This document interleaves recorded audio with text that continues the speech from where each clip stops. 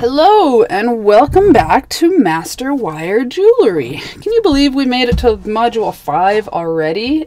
I'm really excited about this module. In this module we are going to learn Viking knit weave, which is an old technique. I can take no credit for inventing this. This is something that has been around for a very long time. Part of the reason that it developed the way it did is because, if you can imagine, back in the Viking days, they didn't have handy-dandy suppliers that they could order wire from. They literally had to make their own wire. And if you remember back to module 1 when we talked about the draw plate and having to draw your wire out thinner and thinner until it's the right thickness for your project, if you can imagine doing that by hand, you can imagine that it's going to be much simpler to make short pieces of wire rather than long pieces of wire. And this is a really cool system of making a cord or a chain or whatever you want to call this, because we use short pieces of wire, not this short, about 1 meter long, to make chains that are basically as long as we want to make them. We can make these any length because we just add short pieces of wire as we need them. I'll show you all that. I just want to introduce you to the concept. Before we can get started, we actually need a few tools. You can't just do this with pliers. You actually need some kind of a dowel to work around. When I first started using this, I was literally using a Sharpie marker, which worked just fine for a long time. It wasn't until I started giving lessons that I needed to come up with something else that I could give to my students. And so this is literally just a piece of 3/8 inch dowel. That's upside down, but it is 3/8 inch dowel, 0.95 centimeters. And I cut it into an 8-inch long piece. I find this is a good length. One, because 4 feet bucks up into 8-inch pieces really nice, but also it's kind of long enough to have a handle and then some working space. You can't really tell on this one, but I did draw lines down it. There's one, there's another one, there's 5 lines. And to do that, I literally marked 5 marks on the end. I'll show you this. I'm going to go through and show you how to make this tool. It's an important one. But it's not the only tool you need. You will also need a draw plate. This is my super fancy dancy draw plate. It's literally a 2x4 that I drilled holes in. I did mark my holes just to keep them straight, but that's not really necessary. Just go from big to small, and you can make your own draw plate. Traditionally, these are made out of like a hardwood and they're thinner. I've found that making a thicker softwood one works just fine. You do need a set of drill bits to make this, and just any piece of scrap wood is going to work. So this is my super fancy draw plate, but it works just excellent for what I need it for. I will show you how we use this soon. The other thing we need when we go to start this is this muck. Let me get rid of those. This muck of wire up here. This is our starter piece. We use it both to start our weave, but we also use it to pull this through the draw plate.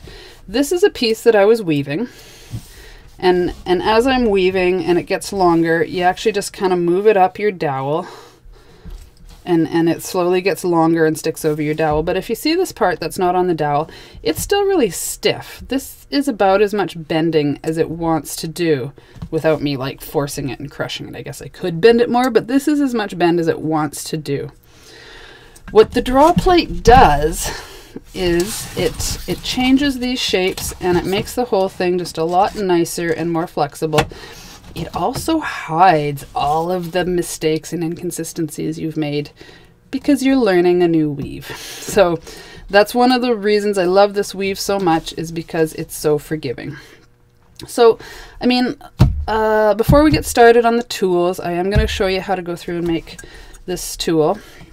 And then I'm going to show you how to make this top piece. Before I do that, I do want to show you, I've got 3 different pieces of weaving here, and I want you to see the difference for them. So I'm just trying to get this in line so we can focus. Let's see. This one here, it's super light and airy. This is a single weave, a single Viking knit stitch. Okay, there's lots of space in behind. It's still really flexible, This one we can put through more holes in our draw plate and make it thinner, okay? But it's pretty light and airy. Whereas this one here, this is a double Viking knit, okay? It's very similar the way we weave it, but when I get to the point where I show you the difference while we're weaving, I want you to know what the difference is in the finished product. So this is a double Viking knit. And then this is actually a triple Viking knit.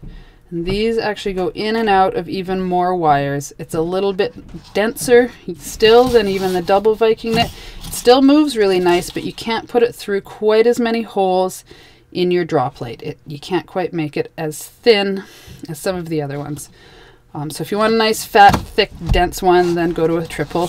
But I recommend, as you're getting started, that you don't do more than a double for your first couple of tries, just because things start getting dicey the more you do. So let's start at the beginning. I've got a brand new fancy dowel. This is 3/8 of an inch wide in diameter, and it's 8 inches long. I have just a Sharpie marker here. I'm going to start by putting one mark at the top. I like doing 5 stitches around as I work around. If you want to do 6 or 4, you can. I'm not here to tell you what you should and shouldn't do. I'm here to tell you what I do, what I've found works best. And if you want to start with that, by all means. And if you want to continue with something else, then by all means. So I've started with 1 mark on the top, 2 on the bottom, and then 1 more in between. And I find that's the best way to space out 5 lines. From here though, I want to continue these lines down my dowel. They don't have to go all the way down, but at least for half of the dowel. So what I do, you maybe can't see where I'm starting, but I'm starting on my mark, and without rolling my dowel, and I've just laid my marker right on the table so it's not gonna go up and down. And now I'm just gonna roll this to my next mark and make another mark there. I'm going to roll it to my next mark, make another mark there. I'm just going to work all the way around. If these aren't like 100% perfectly spaced, that's going to be okay. You just want them pretty close. And also, these are guidelines, okay? They are here to help you. But if things don't exactly line up perfectly with this, that's okay too. These are just guidelines. They're here to help you, but they're not written in stone, so don't get super uptight. These are lines to aspire to meet. And I'll show you what I mean by that in a minute. Okay, so I'm not going to show you how to drill holes, but you will need to make yourself a draw plate, okay? And now this is my dowel. They do sell tools for this. I don't know, I've never used them. I find that this works just fine. The next thing we need to make is this top kind of starter piece. And to do that, you need basically just a card. I often use like a credit card or something that I don't mind being damaged. I've got a card from the post office that I often use for this. I'm going to take my 24 gauge wire. This is what I'm going to use for my weave wires, 24 gauge copper wire. I'm going to leave a tail off the top, and because I want 5 loops, I want 5 loops down here. So I'm going to wrap this around my card. This is my second loop at the bottom. 3, 4, I'm running out of card, here we go. 5, and now I'm going to leave another tail at the top. Let me reach for my cutters. There they are. All right, and now I'm just going to cut this off, leaving another tail at the top. Okay, so again, I've got a tail on each side at the top. There's actually only 4 loops at the top because of those tails, but at the bottom here, if I separate that one out, I have 5. Okay, 1, 2, 3, 4, 5. That's what I want. From here, I can take it right off my card. This is going to give me my starting point. There we go. Pop. And about 2/3 of the way up, so about here, I'm going to just twist this whole thing together so it kind of stays together. You might have to use 2 pairs of pliers. There we go. I think that'll do. Give it a good couple of twists. You don't want this to just come apart. From here, just want to There we go. Get that tight. I've got my 5 loops, so I flipped this upside down. This is my bottom with my 5 loops, and I am literally just going to spread them out. From here, I call this kind of a flower. There we go. It's super messy. That's completely normal. I've separated those out into 5 spots. Let's flip it over and deal with the top. I like to, because I use this later as my pulling tool, I like to get inside of all 4 of these loops, and that's 3 of them. Let's move this guy over. There we go. Did I get through all 4 loops? I've made a hole through all 4 loops here. It's not pretty, that's okay. I've got these 2 tails. I'm just going to sew these tails through these loops, one in one direction, the other one in the other direction. This just helps when you pull on either these tails or this part. It's going to pull evenly on all of these loops, which means it's going to pull evenly on all of these loops. So that's what we're doing here.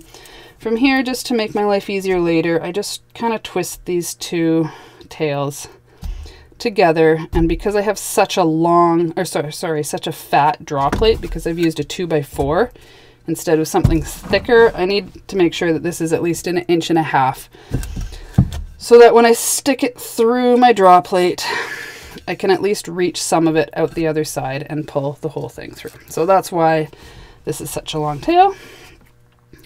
Just get those kind of together. Good enough. It doesn't have to be pretty. It doesn't have to be neat. This whole piece is going to get thrown in my scrap bin when I'm done, but in the meantime, I need it. This is a working piece. All right. I got my 5 tails here.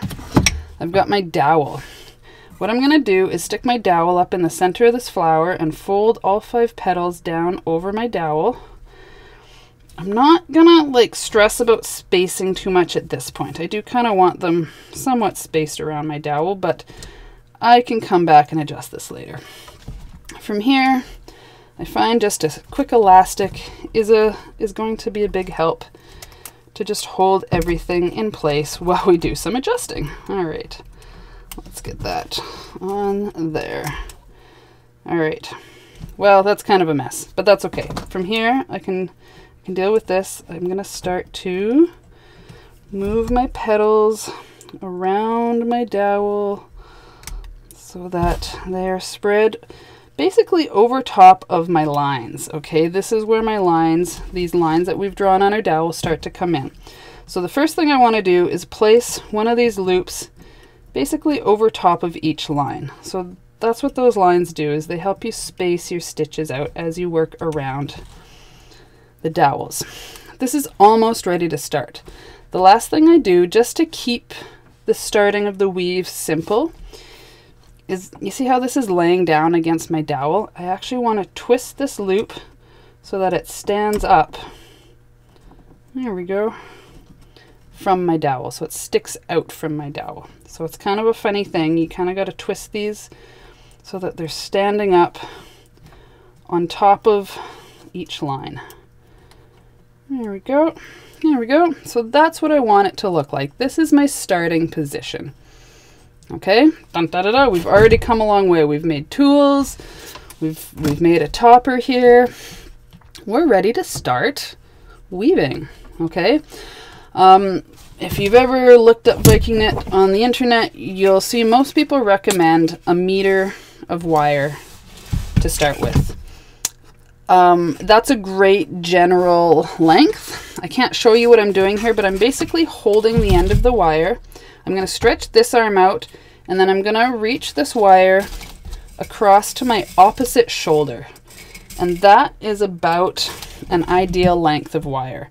So that might be a little more than 1 meter, that might be a little less than 1 meter, but if your arms are longer or shorter than an average, that's going to affect how comfortable this length is. So that's why I say from the end of one arm to the opposite shoulder is going to give you the right length.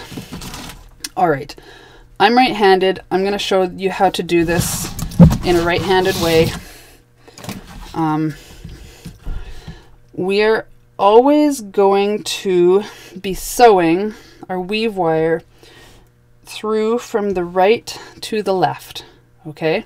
So it doesn't matter which loop you start on, but we're sewing from the right to the left. But because our wire isn't attached to anything, and if I sew from the right to the left and I pull it all the way through, well, this leaves me here.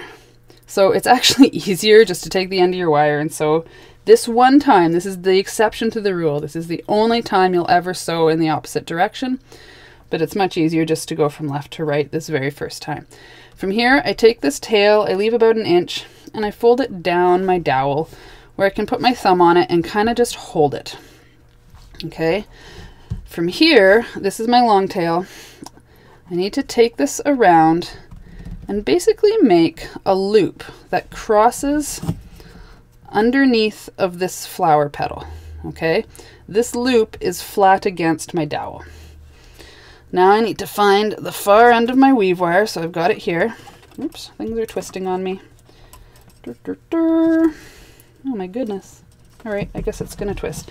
So now, this is my original loop that I sewed under. I need to sew under this loop next, so I'm moving to the loop on my right. Now, with my weave wire, I'm sewing from right to left, so this way. And I'm pulling this tight and untangling it with my other props here. All right, this is the twist I was talking about. Let's just untwist that. Okay, so this first round or two is a little bit tricky, so that's why I'm going to go really slowly. So I've sewn it through here and I'm slowly pulling it tight. Notice I'm pulling the wire in this direction. I'm not pulling it down, I'm not pulling it out, I'm pulling it straight across my dowel that way.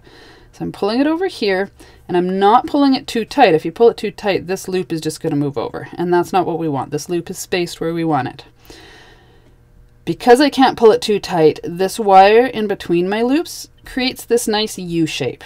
That's desirable. You want that U shape. So pull it until you've got a nice U shape. And now I need to bring this wire down. And look, I've made a little loop basically on top of my line, and it crosses on top here. Okay, so that's what we want. That's what it should look like. I'm finding the end of my wire again.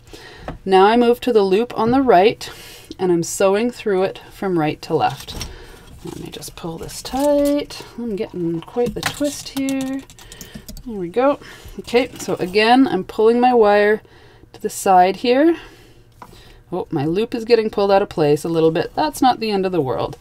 Let me just see if I can't help this out a little. Make my U just a little bit smaller. And now I'm going to pull this around. I want to just pull it a little bit this way, so that that's basically over my mark. Remember, these marks are guidelines. If it doesn't work out perfectly, that's okay. It's just something to aspire to. So now, moving to the loop on my right, sewing from the right to the left, always, always, always, including that first time. It's just more work to do it that way that first time. So let's just loosely pull this. I'm leaving my U here. I'm bringing this down and around. I've got a loop over top of my line. I'm down onto my 5th and last empty loop, sewing from right to left. We're almost all the way around. All right, leaving my U, making my loop on top of my line. Now I'm back around to this very first one. Okay, so this very first one, I mean, if you wanted to one more time sew through this, you could, but I'm not gonna. I am going to move on to the next step. The next step, we're going to leave these loops behind. There are starter loops, but we've used them. We've started. From here on out, we are going to sew behind our loop. So behind both wires in our loop. Okay, so I'm not going through this top loop. It's this where my wires cross underneath here. I'm going and have made a loop below my petal loop. I hope that's straightforward and not super confusing. But that's where I'm sewing underneath, and I'm sewing underneath both of these wires, both sides of that loop. Oops. All right, let's pull that straight. I still need my U between these spaces. And now I'm going to pull this down and make another loop below the other one, more or less on top of my line. It's not perfect, that's okay. Move to the loop on the right. I'm going to sew underneath of this loop here. Now, this is the first time this is happening. We've got one U up here, and we're going to make another U underneath of it. But it's really important that this latest U that you made sits underneath of the other one, sits below the other one on your dowel, okay? You don't want to pull this so tight that these start piling up. And you also don't want to pull it so tight that these are really close together. You need to be able to sew this wire through this gap later. So it's really important to leave a space between these U's and that your next U sits below the last one. So let's do that again. Always moving towards the right, sewing from right to left underneath of the next loop there. See if I can get this close so you can really see that. Oops, there we go. I'm just going to pull, and that's about the size of U I want. So then I pull it this way, and my new U is underneath of my old U. All right, let's keep working around our dowel, always moving to the right, always sewing from right to left. Oops. And always leaving space between these U's, okay? And that's my real technical term. I call those U's. I don't know what else to call them. All right. And then you always make a loop underneath. This tail that's sticking down, it's kind of going cockeyed. I want to move it over so it's halfway in between my two lines, okay? And that's going to make it sit underneath of these U's rather than underneath of your loops, and that's what you're going to want. If it's underneath of your loops, it's going to cause you grief as you try and sew underneath of your loops, but because you don't have to sew underneath of your U's, that's the best place for that tail. All right, I got that under my loop. This is one more U, leaving some space here, bringing that loop down around here. All right, let's just keep going. You need to do kind of 3 rounds of this before you can even decide if you're going to do a single weave, a double weave, or a triple weave. Remember at the beginning I showed you the difference between those 3 weaves? Well, they all start like this. I can still choose which one of those I want to do. I can still choose any one of those. Right now what we're actually doing is a single weave. If I continue to do this, sewing right underneath of that first loop, the lowest loop that there is, this is a single weave. I've had a lot of practice. I can make my loops look even without even really looking at it. It's kind of a tension thing, the same as knitting. But that takes a lot of practice. Don't expect to be able to do that right away. All right, always moving to the right, always sewing from right to left, pulling that like that, making that loop underneath. All right, so now I've got 3 U's all the way around. This is a minimum, okay? So even if you're doing a triple stitch or a double stitch or anything, you need to do 3 rows so you have 3 of these U's to start. If I want to do a single stitch, I just continue doing the same thing I've been doing, going underneath of this lowest U. Okay, if I want to do a double stitch, I'm not going to go underneath this U. I'm going to move up 1 space on each side and go underneath here. So do you see the difference? A single stitch goes in this first space and comes out of this first space. A double stitch goes into the second space. Whoops, and if I can find a way through there, comes out of the second space. There it goes. And if I wanted to do a triple stitch, well, then you'd do your 3rd space up and it would come out of your 3rd space. Okay, I'm going to show you from here a double stitch. So remember, if you just want to do a single stitch, just continue just like this in this very first space, okay? But let's start a double stitch. So I'm going to skip this first space. I'm going to move up to this second space, and my wire is also poking out of the second space there, okay?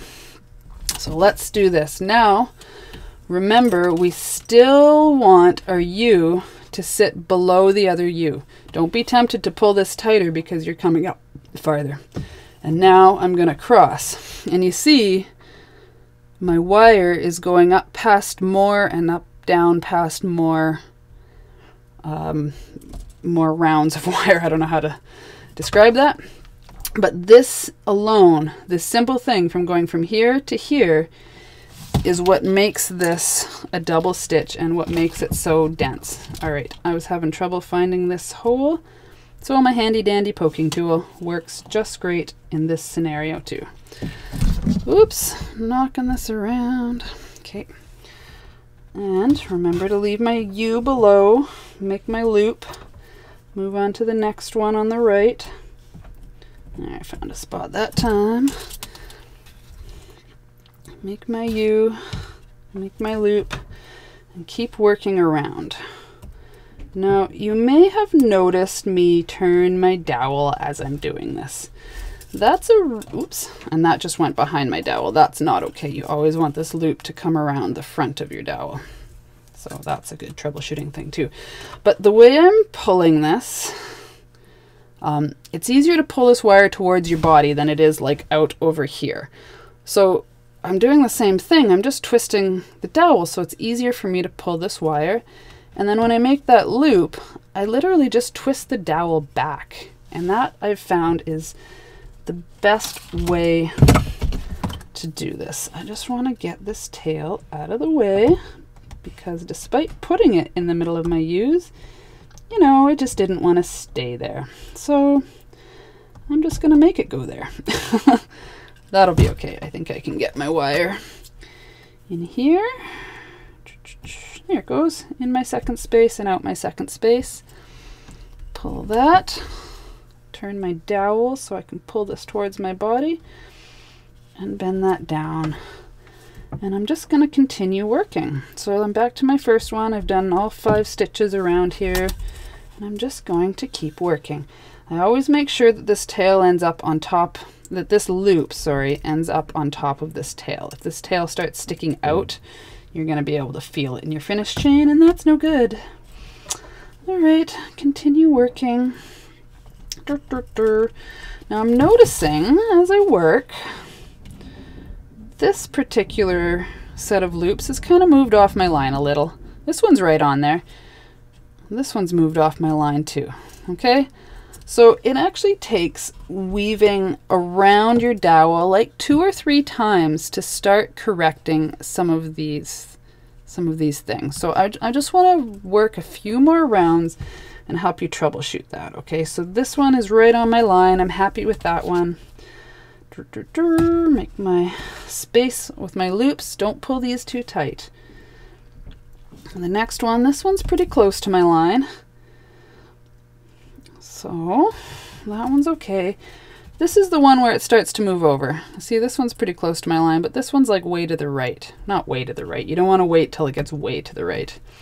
But what I'm going to do is I'm going to sew through like normal. So I'm not changing my stitch in any way. But I am going to pull just a little bit tighter on this one.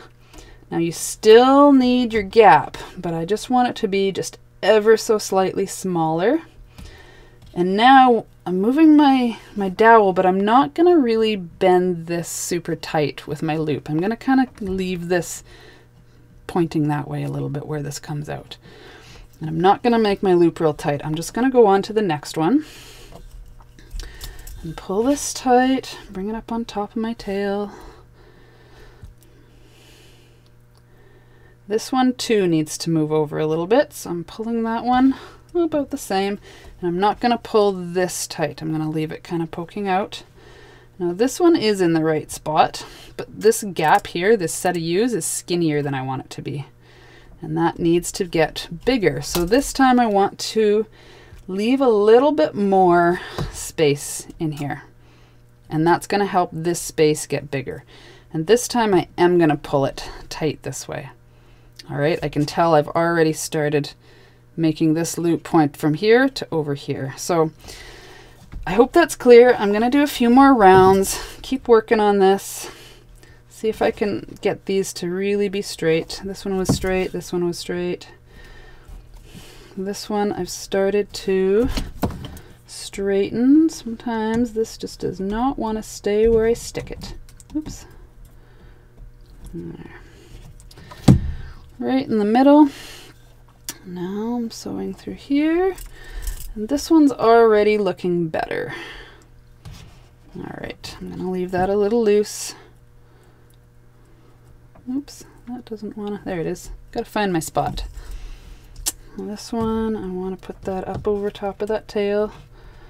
Pull it the right tight, the right tension, and bring it tight that way. These are already looking better. These are already closer to being centered over my guidelines. Again, it's not the end of the world if they're not perfect. In fact, in the beginning, these are not going to be perfect. Don't expect them to be, okay? There we go. I'm almost done my first wire, so I'm just going to keep going until I'm finished with this one. It doesn't actually take very long once you kind of get going. And then I can show you how to add another piece of wire. And this is really the beauty of this weave, that you get to work with, like, you know, about 1 meter pieces, but you can make this as long as you want. And I kind of recommend making it long because when it goes through the draw plate, it gets longer. And depending on how thin you make it will depend on how much longer it becomes. So sometimes it's hard to know like exactly how much finished weaving this much weaving is going to get you. I've got a general idea just through experience, but I don't know, it's probably about 1.5 times longer. But that's going to vary depending on how thin, how many holes in your draw plate you go to. So whether you stop maybe at 1/4 inch, or whether you go down to 3/16, or whether you go even smaller than that, the thinner you make it, the longer of a Viking knit chain you're going to get. All right, I think I have room for one more. That's the cool thing about this weave, is that there's hardly any wasted wire. All right, so I've got maybe 1 inch, 1.5 left here. I'm gonna stop. I do want a little bit of a tail. From here, I'm gonna bring it over, and I want it to form half of my U, and then I want a sharp bend where it's gonna come straight down my dowel. Okay, so that's what I want you to end that piece with. I'm gonna grab another piece of wire. So again, I'm holding it in one hand. Oh, I've got some twisting happening here. That's no good. All right, I'm holding it in one wire, and I'm kind of going to my far shoulder, more or less, to get my ideal length. From here, doesn't matter which tail end you start with, I'm going to bring my tail in. I kind of hold it over top of the next set of loops, so the bottom of the next set of loops, and I'm just going to hold it. You see how it's crossing right over that bend? I'm literally going to twist these two tails together. Okay, so twisting is something that seems like it should be super straightforward, but if you're not careful, you can get one wire actually coiled around another wire, and that's not going to give you the hold that you want, okay? It's not like you have one weave wire and one base wire, and the base wire is where it is, and the weave wire needs to be attached to it. That's not what we're doing here. We've got two wires that are exactly the same thickness, exactly the same gauge, and you have to make sure that they're twisting around each other, and you don't have one wire twisting around another straight wire, because that's not going to hold. Okay, so I've got a really good twist. Got lots of twists in there, so I know it's a really good hold. I've cut off my tail. They've fallen apart. I've got about 1 centimeter of twist here, okay? And it's going straight down my dowel, and I want it to sit right in the middle of these U's. So that's what we're going for. It's not going to work out perfect the first time, as things do. So I found the far end of my tail of this weave wire. I'm working to the right, nothing's changing. I'm skipping my first space, and I'm continuing on as if I had my original wire coming out of the second space there. Pull that tight. Twisting my dowel, and then I make my loop underneath. I'm just going to straighten this a little bit. That looks better. On we go to the next one. All right, next one here. Always sewing into the second space and out of the second space for a double weave. Remember, if you want to do a triple, just go in and out of the third space. If you want to stick with a single, go in and out of the first space. Now the first few of these that I didn't know to follow guidelines. I was just kind of working away, gauging my spacing, just by gut, and it worked fine. That's the great thing about the draw plate, is that it will hide most of your inconsistencies and mistakes. So don't stress too much if your first piece doesn't come out perfect. So I'm just going to weave away like this, and I'm going to, sorry, keep bumping the camera. I'm going to continue adding wires as needed until I get my desired length. Your desired length is going to depend on whether you're making a bracelet or a necklace or an anklet or what. So always make it a little longer than you think you need. You can cut off what you don't need. I often try and do about double what I need. So if I'm making a bracelet, that way I can make 2 bracelets. But that's up to you. I only do that because of the extra material you need for the top. And you'll see once we start cutting these at the end of this tutorial that it's just easier to make a long piece and then cut it to the length that you need. All right, things are getting caught here on all of my tools. All right, untwist that. If you're not super gentle with your wire, you're gonna find that it fatigues. And so I know when I started this, I was just like, only 1 meter of wire. I want to use a longer piece so I don't have to add string as often. And that comes from my beading career, because adding string to a piece of beadwork, it's kind of a pain. I mean, it's fine, it's totally doable, but it's not my favorite or most inspiring job in the world. But now that you've seen how easy it is to just add a wire to this, I'm going to caution you against grabbing pieces that are too long, pieces of wire that are too long, because you can see all of the work that I'm doing to the wire every time I have to bring it through here. I have to sew the entire length of wire through all of these pieces. And if you get a really long piece, the end of your wire is going to fatigue and be super like munched and crunched long before you ever get it woven in. So it's not going to save you any time or energy cutting a super long piece. It's tempting, I get it, I did that, but it just means you have a longer piece to deal with and manage, and it means that the end of this wire is going to be super tired and fatigued by the time you get it woven in, and that's not an ideal place to be. This one's starting to move over. Make sure that ends up on top of your tail.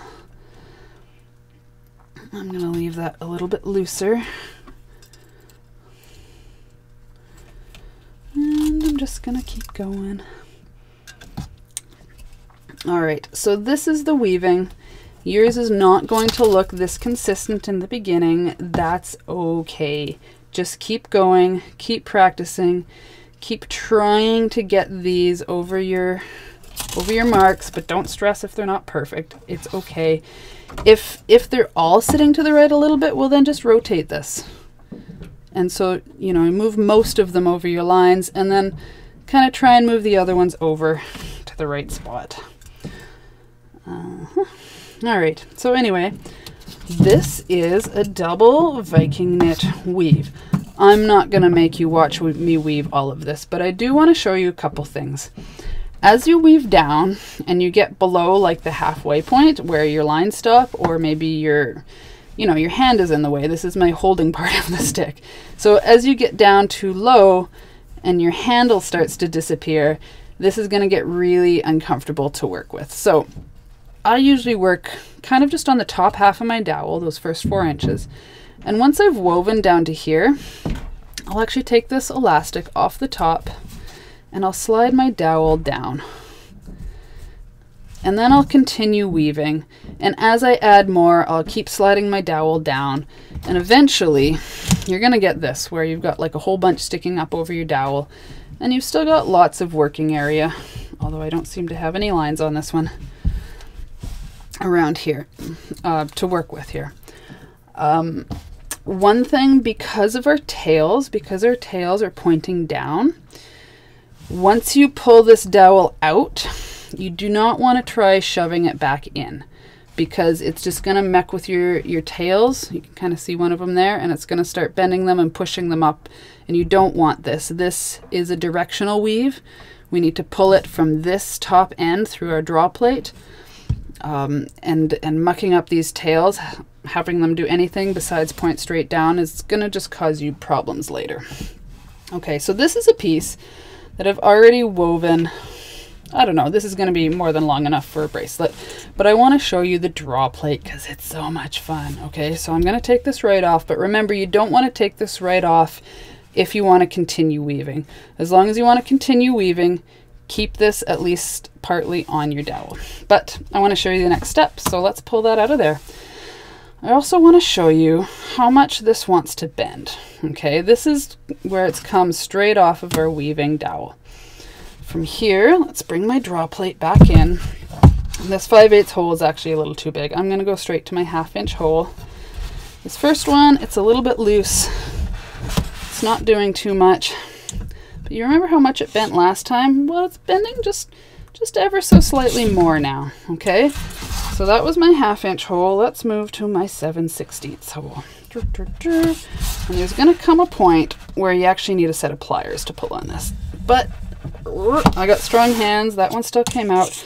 Now let's look at this. Look how much more flexibility we already have. So we're changing our weave every time we make it more narrow by pulling it through the draw plate. Our U's are getting steeper, and the whole thing's shrinking and getting narrower. And a lot of our weave is getting hidden behind these ins and outs and ups and downs. So that's why it's so forgiving. So we're already here. We were at 7/8. Now we're at 7/16. Now we're at 3/8. I think I'm gonna use my pliers this time. Just grab onto here, brace your draw plate, I'm pulling that through.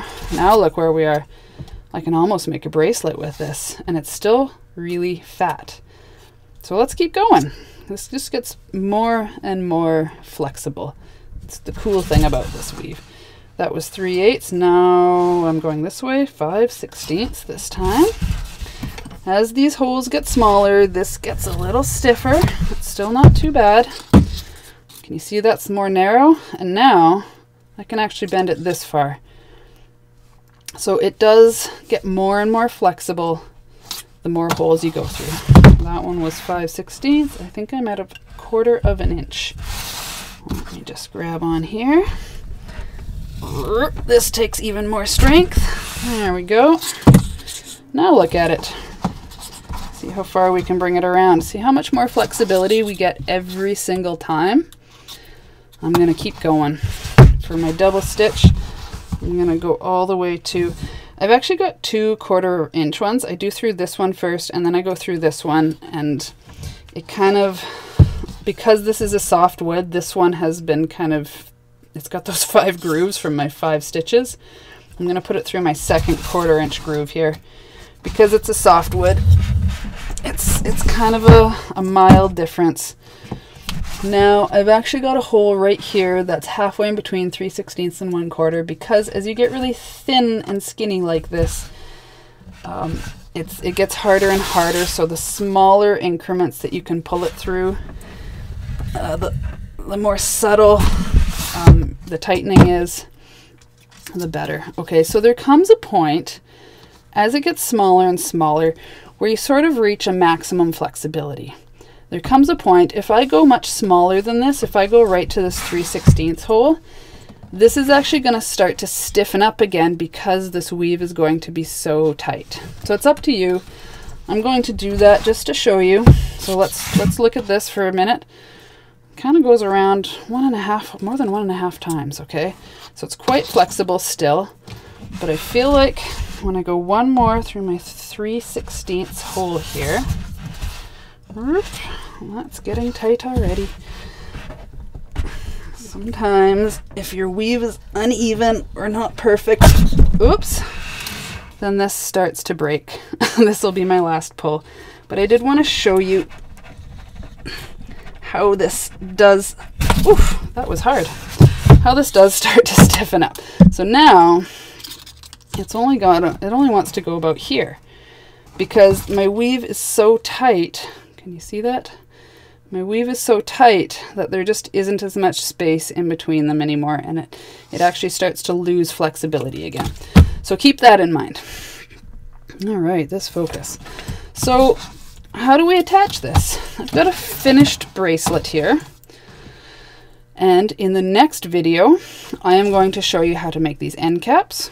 I'm going to show you how to make this hook. And I'm going to show you how to attach the whole thing together. I will also show you how to make jump rings, which are a lot of fun and just an endlessly useful thing to know how to do because we all have used jump rings, I'm sure.